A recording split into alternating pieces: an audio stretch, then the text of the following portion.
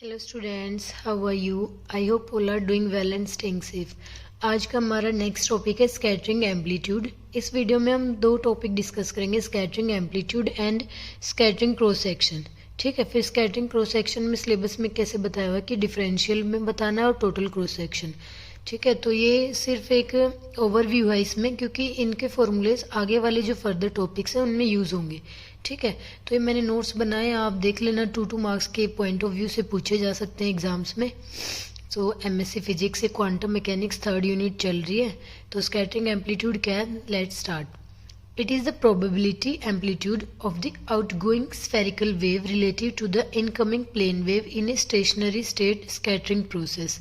Okay, क्या है कि एम्पलीट्यूड क्या बताता है कि जो आउटगोइंग स्फेरिकल वेव है वो किससे रिलेट करेगी, जो इनकमिंग जो हमारे पास आ रही है प्लेन वेव, उनके बीच में रिलेशन है, उनकी प्रोबेबिलिटी है।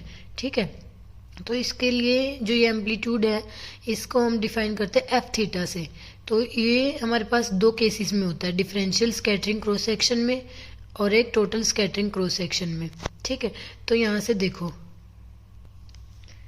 डिफरेंशियल क्रॉस सेक्शन में क्या फॉर्मूला होता है, डी सिग्मा बाय में d phi d theta d omega बोल सकते हैं इसको, इज इक्वल टू में क्या होता है एफ ओमेगा मॉडुलस का स्क्वायर। ठीक है, ये इन दोनों के बीच में रिलेशन है। ये क्या है, स्कैटरिंग एम्पलीट्यूड, ये क्या है, डिफरेंशियल स्कैटरिंग क्रॉस सेक्शन। उसी तरह टोटल स्कैटरिंग को लिखते हैं हम सिग्मा से, उसका क्या रिलेशन है, integration of d omega modulus of f of omega का होल स्क्वायर।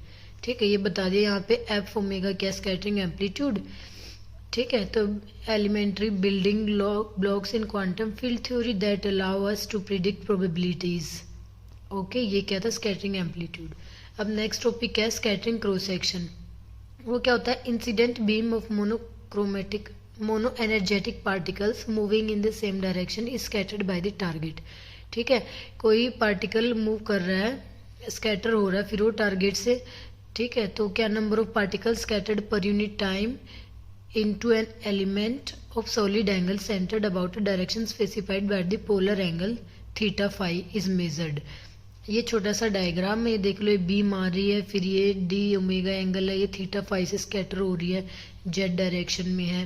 ओके, सो ये नोट्स है, ये देख लेना, थोड़ा थ्योरेटिकल पार्ट इसमें लिखा हुआ है। उसके बाद यहाँ पे फिर फॉर्मूला बताया है डिफरेंशियल क्रॉस सेक्शन के लिए और टोटल के लिए। तो डिफरेंशियल के लिए क्या होता है, डी सिग्मा बाय में डी ओमेगा किसके equal, is equal to number of particle scattered into solid angle d phi d omega पर unit time divide by incident intensity, कि वो किस इंटेंसिटी से उसके ऊपर फॉल करवाए जा रहे हैं।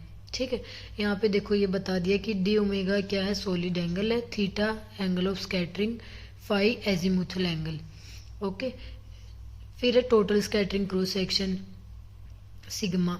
वो कैसे होता है कि जो डिफरेंशियल स्कैटरिंग क्रॉस सेक्शन आया उसको इंटीग्रेट कर दो, तो हमारे पास क्या आ जाएगा, टोटल स्कैटरिंग। उसका फॉर्मूला ये हो जाएगा, सिग्मा इज इक्वल टू में 2 pi integration d sigma by में d omega sine theta d theta. Okay, so आज के लिए ये दो टॉपिक्स थे, थोड़े थ्योरेटिकल, बस ये ऐसे ही पूछे जाएंगे 2 मार्क्स के अकॉर्डिंग। सो आप इन नोट्स देख लेना। वीडियो अच्छी लगे तो लाइक शेयर कर देना एंड कमेंट करना। चैनल पे नए हो तो सब्सक्राइब कर लेना, बेल आइकन को प्रेस कर लेना। Okay, bye bye, thank you so much.